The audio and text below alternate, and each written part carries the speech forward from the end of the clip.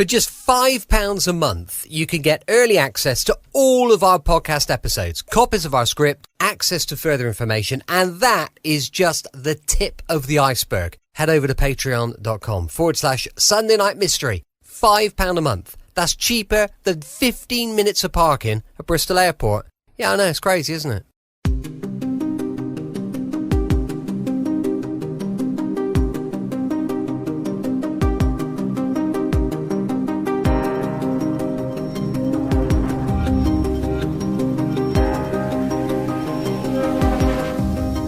Hello and welcome back to Sunday Night Mystery, where we examine the dark and often unsolved mysteries that continue to haunt communities. I'm Brett, and tonight we explore a chilling case that has haunted the peaceful town of Watchet in Somerset for decades.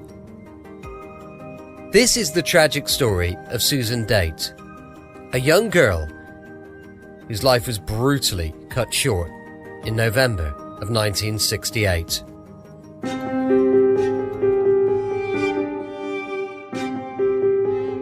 Susan Date, affectionately known as Susie, was a bright and beloved 15-year-old girl living in the small coastal town of Watchet. On the 9th of November 1968, Remembrance Day, Susie was reported missing by her family. The community was immediately alarmed, as it was out of character for Susie to disappear without a trace.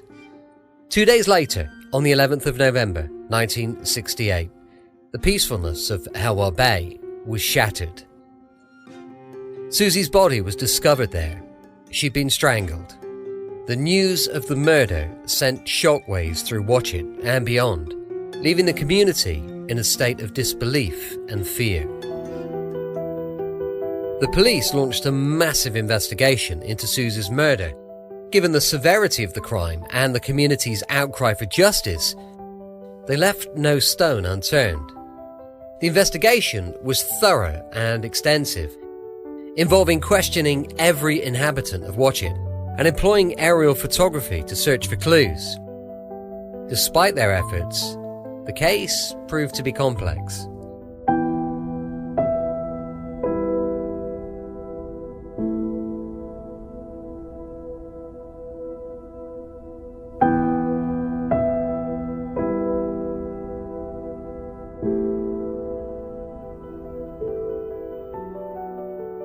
The small town, known for its tight-knit community, was now under intense scrutiny.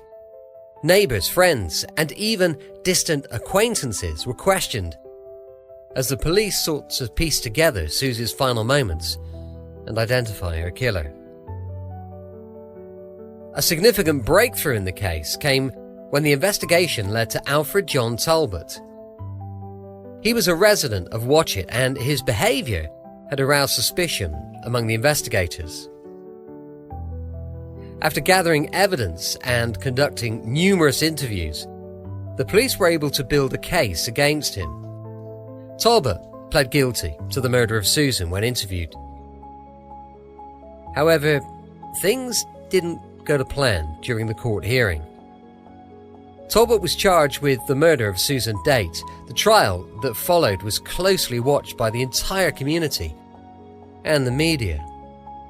The prosecution presented compelling evidence that pointed to Talbot's guilt.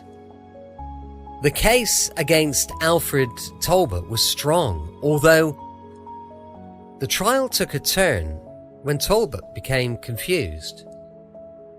The judge sent the jury out whilst he conferred with counsel, following conflicting pleas from the defendant. This led to the court being adjourned for further analysis.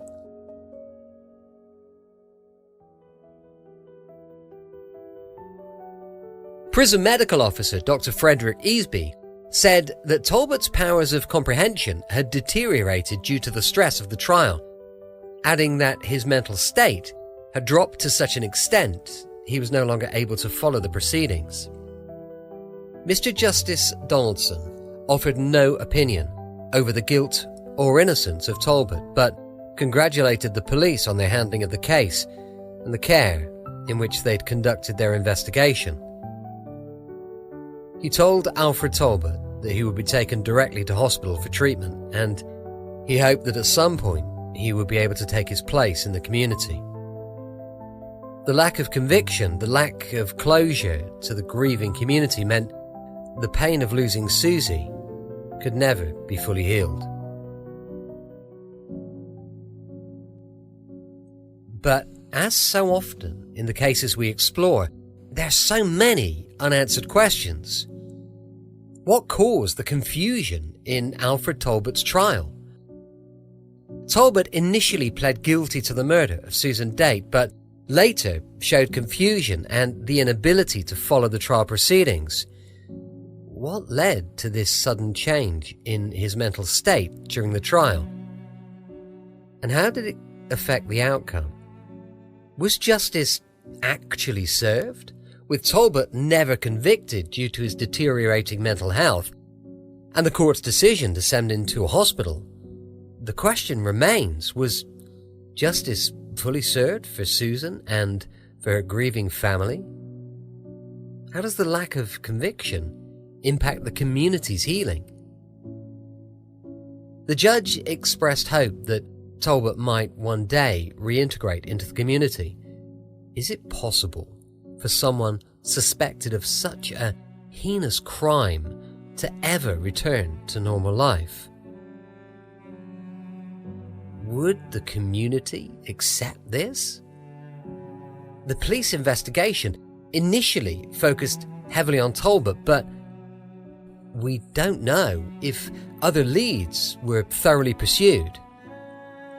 Could there have been other potential suspects in the murder of Susan? With the case remaining officially unresolved, how does this lack of closure affect the community of Watchet? Decades later, how does it impact the sense of safety and the trust within a small, close-knit town? And also, with advances in forensic technology and crime-solving methods, is there any possibility that new evidence could emerge to finally bring clarity to the mystery? The murder of Susan Date remains one of the most tragic events in the history of Watchet.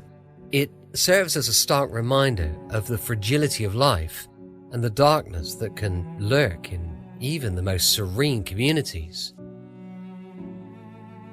As we remember Susie, we also honour the dedication of the investigators who worked tirelessly in an attempt to bring her killer to justice. Thanks for joining us on Sunday Night Mystery. We hope that through these stories, we can help shed some light on the importance of justice and the impact of these tragedies on communities. Because time, like a merciless predator, marches on, leaving behind shattered dreams and broken promises.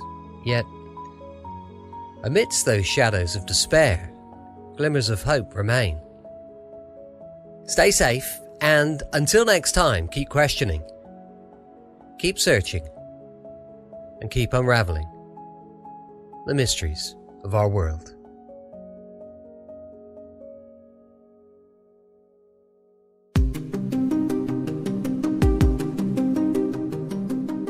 Join us next time as we delve into another chilling mystery that continues to confound investigators and haunt communities. Until then, stay vigilant and never forget those who've been lost to the shadows. Until next week, stay safe. Remember, the truth may be hidden, but as long as we keep the investigation alive, it's never truly lost. I'm Brett, and I'll see you next time on Sunday Night Mystery. But for now, stay curious, stay vigilant, and be sure to guard yourself against the darkness that surrounds us all.